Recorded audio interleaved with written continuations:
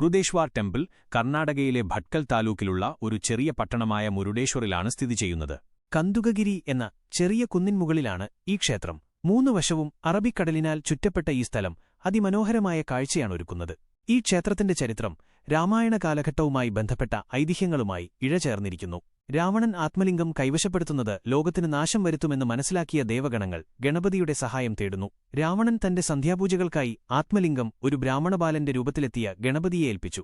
ആത്മലിംഗം നിലത്തുവച്ചാൽ അവിടെത്തന്നെ ഉറച്ചുപോകുമെന്നതിനാൽ പൂജ കഴിഞ്ഞ് രാവണൻ തിരികെ വരുന്നതിനു മുമ്പ് ഗണപതി അത് നിലത്തുവയ്ക്കുന്നു. ഇതിൽ രോഷാകുലനായ രാവണൻ ആത്മലിംഗം പറിച്ചെടുക്കാൻ ശ്രമിക്കുകയും അത് പല കഷണങ്ങളായി ചിതറിപ്പോകുകയും ചെയ്തു.